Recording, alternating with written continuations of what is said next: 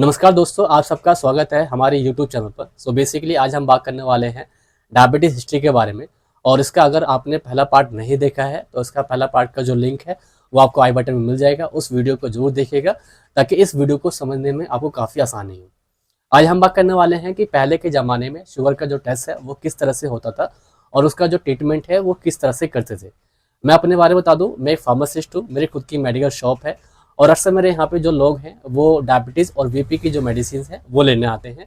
अगर आपका कोई भी सवाल है डायबिटीज़ को लेके तो आप हमारी व्हाट्सएप कम्युनिटी के साथ में जुड़ सकते हैं, जहाँ पे आप अपने जो सवाल है वो हमारे तक ईजी तरीके से पहुँचा सकते हैं।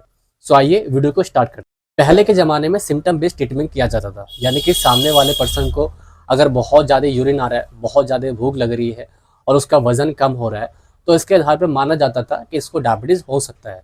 दूसरा तरीका था चेक करने का उसका यूरिन, यानी कि यूरिन को टेस्ट किया जाता था और इस यूरिन के अंदर जितना ज़्यादा मीठा होता था उसके आधार पे भी ये पता लगता था कि इसको शुगर है या फिर नहीं है।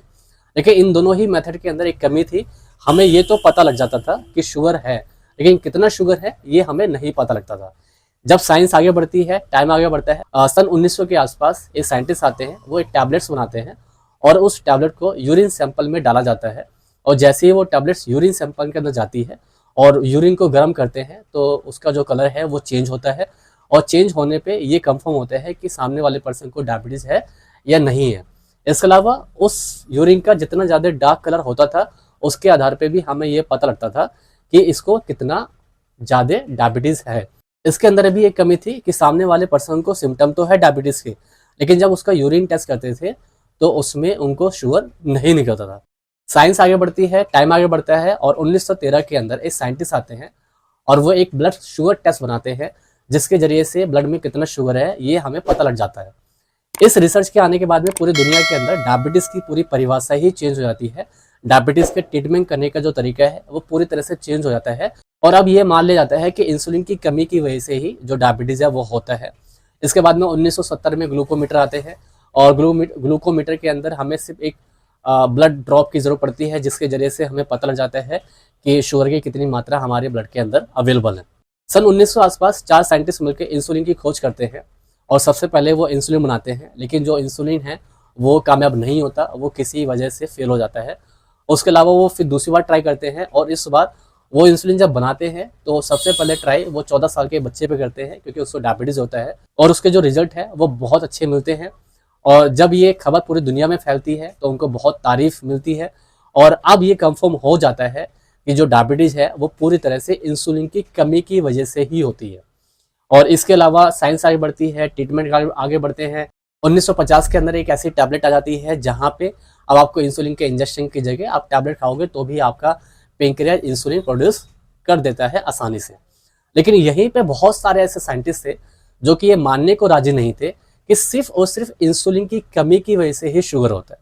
वो क्या करते हैं, बहुत सारे डायबिटीज पेशेंट को इकट्ठा करते हैं, उनका एक इंसुलिन टेस्ट करते हैं जिसे हम कहते हैं सीरम इंसुलिन, जिसके जरिए से हमें ये पता लग जाता है कि कितना इंसुलिन हमारी बॉडी के अंदर अवेलेबल है। और जब इसका जो रिजल्ट है जब वो आता है तो पूरी दुनिया हैरान रह जाती है क्योंकि उनमें से मात्र 10% ही ऐसे लोग थे जिनकी बॉडी के अंदर इंसुलिन की कमी थी। बाकी जो 90% ऐसे लोग थे जिनकी बॉडी में इंसुलिन की कमी नहीं थी, इंसुलिन बराबर था या फिर इंसुलिन बहुत ज़्यादा था। 1989 के अंदर एक साइंटिस्ट हैं मिस्टर जेरी, वो एक ऐसे थ्योरी लाते हैं जिसके बाद में डायबिटीज़ को देखने का और डायबिटीज़ को ट्रीटमेंट करने का जो पूरा तरीका है वो पूरी तरह से चेंज हो जाता है। 1989 से पहले ये माना जाता था कि अगर सामने वाले पर्सन को अगर डायबिटीज़ हो गया है तो वो ठीक नहीं किया जा सकता, सिर्फ मैनेज किया जा सकता है। लेकिन जब मिस्टर जेरी ने इस थ्योरी को पेश करा 1989 के अंदर तो वहाँ से ये कंफर्म हो गया कि डायबिटीज़ को भी पूरी तरह से पोलियो की तरह जड़ से ख़त्म किया जा सकता है, सिर्फ नॉलेज और डिसिप्लिन की वजह से। उन्होंने ये कहा कि जो डायबिटीज़ है वो इंसुलिन की कमी की वजह से नहीं, वो इंसुलिन के रेजिस्टेंस की वजह से होता है। मैं दोबारा से रिपीट करता हूँ, डायबिटीज़ इंसुलिन की कमी की वजह से नहीं, डायबिटीज़ इंसुलिन के रेजिस्टेंस की वजह से होता है। और यहीं पे डायबिटीज़ को 2 हिस्सों में बांटा गया, टाइप 1 और टाइप 2 डायबिटीज़। जहाँ पे टाइप 1 डायबिटीज़ होता है, जहाँ पे जिसकी बॉडी में इंसुलिन नहीं बनता या कम बनता है उसे टाइप 1 में रखा गया। जहाँ पे इंसुलिन बनता है या ज़रूरत से ज़्यादा बनता है उसे टाइप 2 में रखा गया। सो आज के वीडियो में सिर्फ इतना ही। नेक्स्ट वीडियो में आपको बताऊंगा क्या ऐसे रीजन होते हैं जिसकी वजह से डायबिटीज होने के चांसेस ज़्यादा बढ़ जाते हैं। So thank you so much.